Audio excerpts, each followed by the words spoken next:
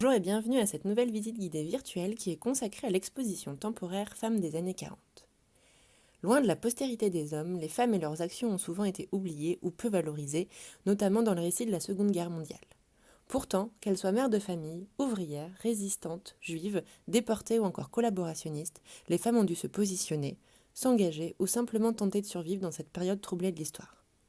À travers cette exposition, le musée de la Résistance et de la déportation de l'Isère revient pour la première fois sur l'histoire des femmes iséroises, de l'entre-deux-guerres à la Libération. Alors même que la société s'interroge aujourd'hui sur la place qui leur est dévolue, le musée souhaite mettre en lumière leur parcours, leurs choix et leur rôle en s'appuyant sur des travaux historiques renouvelés. Cette exposition est donc inédite et elle invite le visiteur à se plonger au cœur du quotidien des femmes des années 40. Cette exposition se divise en quatre parties et je vous propose de découvrir la première que nous avons nommée Vivre et survivre. Cette partie démarre pas en 1940 mais en 1930 puisqu'il nous paraissait essentiel de faire un petit pas en arrière pour pouvoir comprendre la suite. En effet, à la fin des années 1930, le déséquilibre démographique entre les hommes et les femmes, qui est hérité de la Première Guerre mondiale, est à peine résorbé. De fait, la natalité est en forte baisse partout en France. Malgré leurs revendications et les nombreux mouvements féminins suffragistes qui ont lieu depuis le milieu du XIXe siècle, les femmes n'ont pas obtenu l'égalité civile et politique. Et ce, en France, malgré leur forte implication dans l'effort de guerre entre 1914 et 1918, ou simplement comme chef de famille, puisqu'il a fallu remplacer les hommes partis combattre. Mais au cours des années 30, les hommes politiques cherchent à repeupler la France par une politique de soutien à la natalité et vont alors demander aux femmes d'être mères avant tout. C'est ce qui pourra expliquer en partie pourquoi les femmes n'ont toujours pas le droit de vote. Donc on est à la fois dans ce contexte d'une politique nataliste, dans un contexte où les femmes n'ont toujours pas obtenu le droit de vote, et dans un contexte de guerre, puisque les années 30 ont vu la montée des fascismes.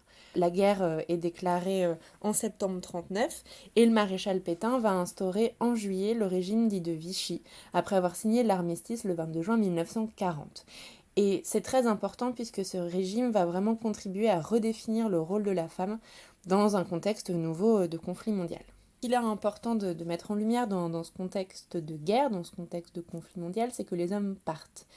Et il faut savoir que les femmes sont alors largement dépendantes de leurs époux et elles vont se retrouver seules au moment de la mobilisation générale de 1939. Il faut savoir que plus d'1,5 million d'hommes vont rester prisonniers en Allemagne suite à la signature de l'armistice. Plus tard, en 1942, la mise en place du système de la relève, qui devait permettre le retour des prisonniers en échange d'une main-d'œuvre pour l'industrie allemande, va redonner de l'espoir aux femmes un bref instant. La relève s'avère être un échec. Celui-ci, cet espoir est anéanti par l'instauration du service du travail obligatoire en février 1943 qui ajoute à l'absence des pères celle des fils qui sont réquisitionnés en Allemagne ou alors contraints d'entrer dans la clandestinité. Donc savoir que ces femmes, censées être mères de famille, censées participer à cette politique de la natalité, vont devoir remplacer les hommes et devenir une nouvelle fois les chefs de famille. Ceci va entrer en contradiction avec justement la politique du régime de Vichy, à savoir donc cette volonté de faire des femmes des mères de famille avant tout. En effet, l'État français va édicter une série de décrets et de lois qui visent à restreindre la place des femmes dans la société et à les confiner au sein du foyer. Pourtant, le manque de main-d'œuvre contraint Vichy à réautoriser l'emploi des femmes. Il va y avoir un certain nombre de lois qui vont successivement interdire ce travail et puis le réautoriser.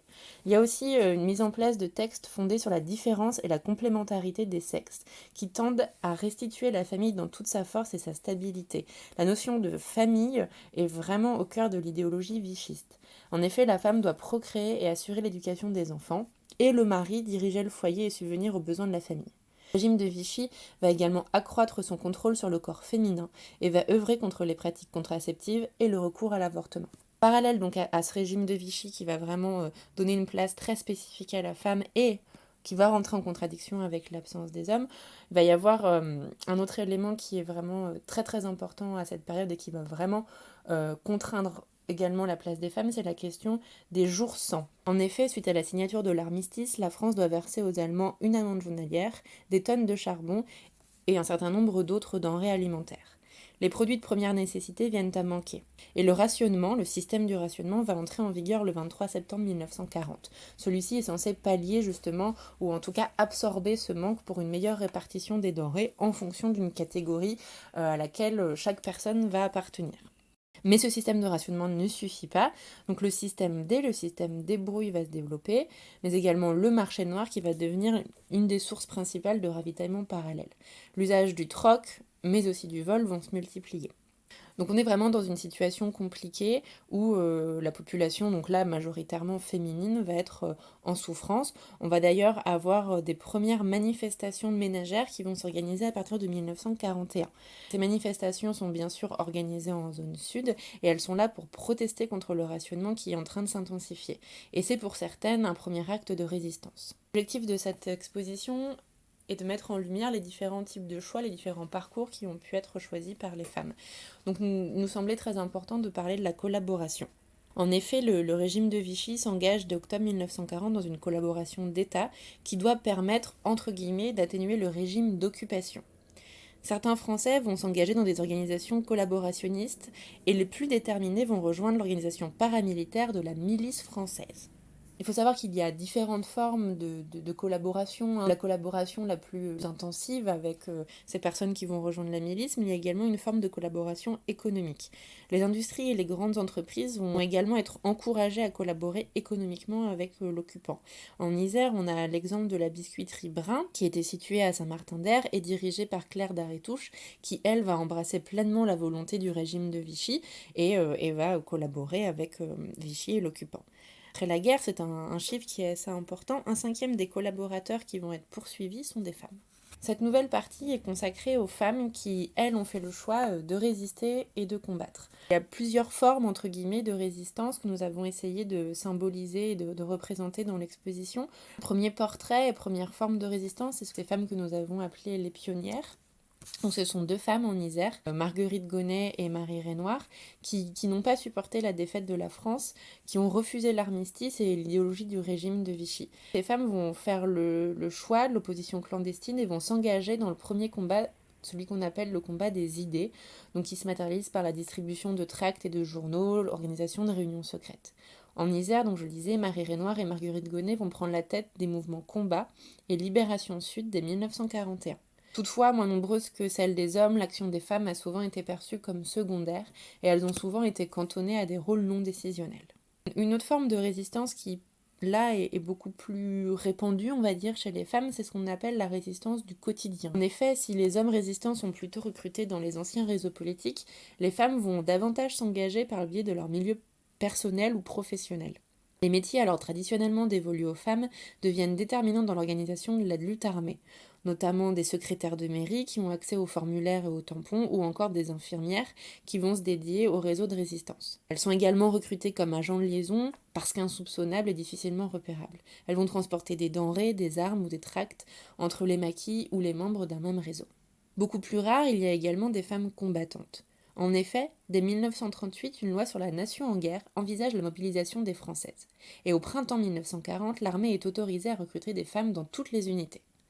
Le premier corps des volontaires françaises est créé en novembre 1940 à Londres. En 1942, suite au débarquement anglo-américain en Afrique du Nord et face au manque d'hommes, le recrutement d'auxiliaires féminines s'étend. Elles sont peu nombreuses lorsque s'engage la lutte armée dans la France occupée. Elles sont également minoritaires dans les maquis et la plupart du temps infirmières. Cependant, certaines femmes n'en sont pas moins des combattantes avérées, à l'image notamment de Gabrielle Giffard ou de Paulette Jacquet.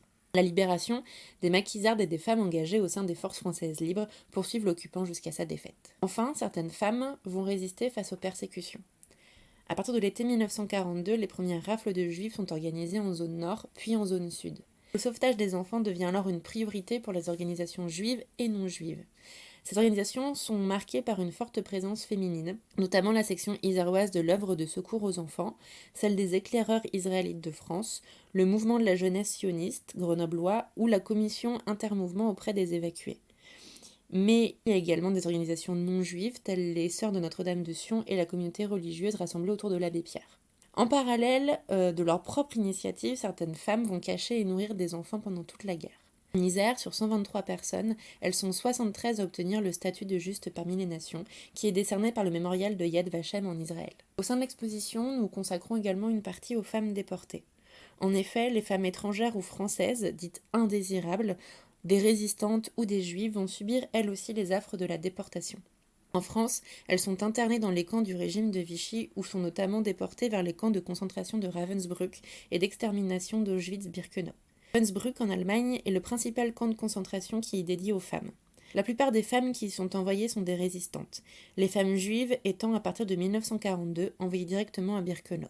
Enfin, cette dernière partie est consacrée aux femmes et à la libération.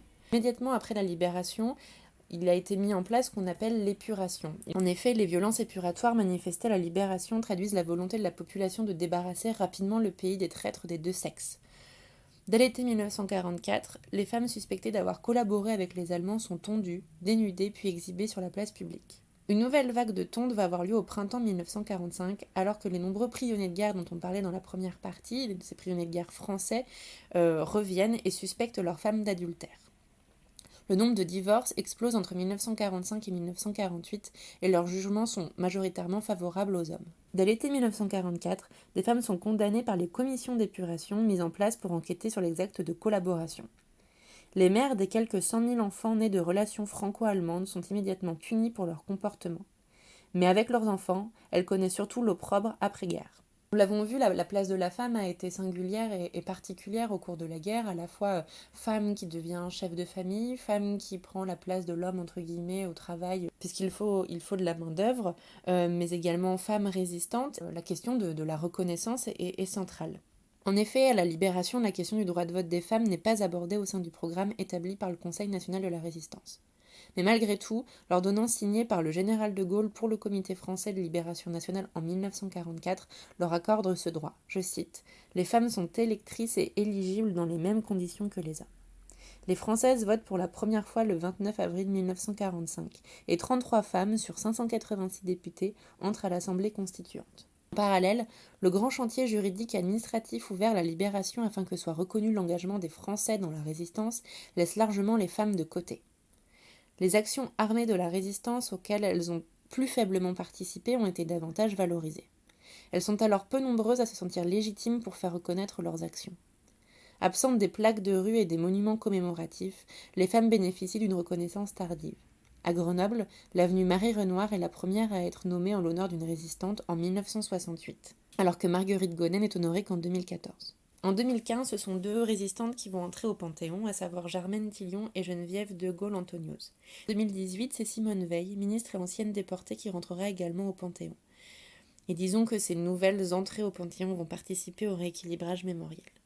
Nous concluons cette exposition, pas par une conclusion, mais par une question posée. La libération a-t-elle libéré les femmes ? Le gouvernement de la Libération n'accorde pas de droit nouveau aux femmes au-delà de celui de voter. Les lois interdisant l'avortement et la contraception sont maintenues, afin de reconstruire et de repeupler le pays après 2 conflits mondiaux. La création clandestine du premier centre du planning familial a lieu à Grenoble le 10 juin 1961, alors que la contraception n'est légalisée qu'à partir de décembre 1967. Le Code civil français reste profondément inégalitaire, et ce n'est qu'en juillet 1965 que les femmes obtiennent le droit d'ouvrir un compte en banque, sans le consentement de leur mari. Le mouvement de libération des femmes émerge dans les remous de mai 1968. Cette deuxième vague féministe est marquée par des revendications centrées sur la question du corps, de la sexualité et du refus de toute forme de violence faite aux femmes. L'avortement est finalement dépénalisé par la loi Veil le 19 janvier 1975. En 1982, la Journée internationale des femmes du 8 mars est célébrée pour la première fois officiellement à l'instigation d'Yvette Roudy, ministre des Droits de la Femme entre 1981 et 1986. En 2017, le mouvement MeToo amène dans le débat public la question du harcèlement et des violences faites aux femmes, amorçant peut-être une 3e vague dans le combat des femmes pour l'égalité et la liberté.